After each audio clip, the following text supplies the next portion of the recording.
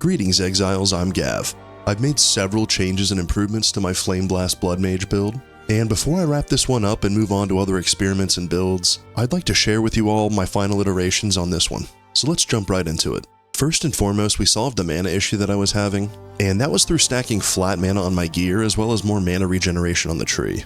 We'll go over some of the gear changes here in a second, but first let's take a look at the tree real quick.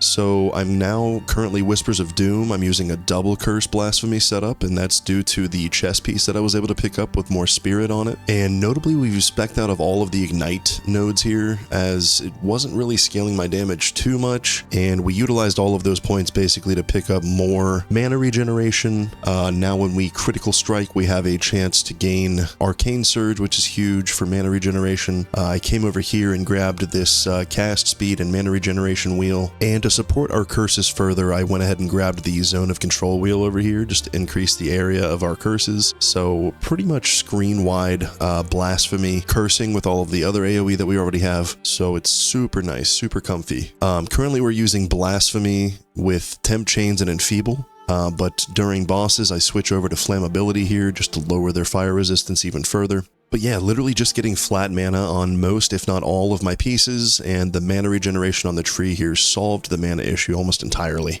My mana barely moves now, even while spamming Flameblast. It's mostly life that I needed to solve at that point, and that's where I came and picked up my 4th Ascendancy, and I put it into Vitality Siphon here for the spell damage leeched as life. So basically every hit, we're leeching the life back that we've spent, and mana just doesn't move anymore. So resources are pretty much solved, which is really nice for the Blood Mage, which may even get a buff here in one of the next few patches. So we'll see what happens with Blood Mage. But this is now basically my bosser. It does very well against bosses. The EHP pool makes it very comfortable defensively, as well as the enfeeble. And I've respec'd my Pathfinder over to Shattering Concoction in order to be my mapper.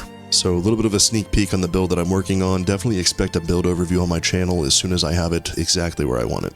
But for every citadel and boss that I run into, I swap back over to my Blood Mage here and easily take them down. I'm still looking for Iron Citadels now to farm Arbiter. I may have sold a few of my fragments in order to fund some of these gear changes, but it was totally worth it.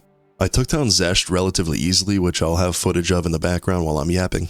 And notable gear changes are my wand, which basically the same as my previous one, a little bit more fire damage overall, and the crit is the huge part there. So that brings us up to nearly 50% critical hit chance on our Flameblast, and that's even using super critical as one of my links now. So it's a very beefy Flameblast when it crits. Next up, we've got this Breach Ring, which is just a ton of mana and mana regeneration. This ring alone basically solved my mana issues, but I took it a step further and got some mana on my belt, which I stuck with the heavy belt here for the stun threshold and got even further stun threshold on the suffix there, just to ensure that we're not chain stunned, and it's felt really good. More stun threshold on our boots here as well as flat mana, and the chest piece which we showed a little bit earlier with spirit, more stun threshold, good resists, and solid ES in life. That additional spirit allowed us to go into the double blasphemy setup, and that's been really nice for the build.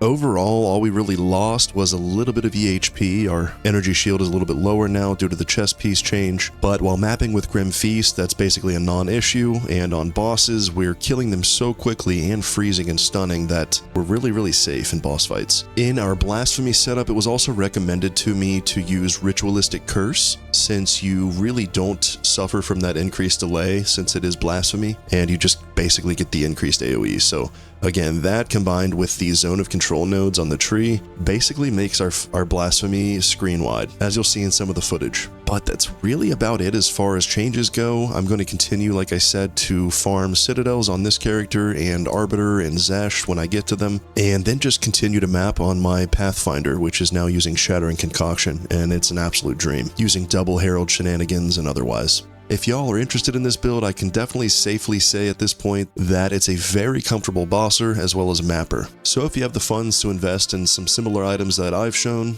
and this build looks super fun to you, then feel free to copy it, and also feel free to ask me any questions down in the comments. I feel relatively comfortable at this point to answer questions as far as scaling and defenses go. Again, my next build that I'll be overviewing is going to be my Pathfinder using Shattering Concoction now, once I get it into a comfortable state with a few more iterations. I'm really excited to share that one with you all. Also, my new series, which will be recapping all of the top Reddit posts of every week, will be starting this Friday, so be sure to catch that on my channel as well if you're interested. Like the video if you liked it, subscribe for more Path of Exile 2 videos, and I'll see you all in the next one. Farewell, Exiles.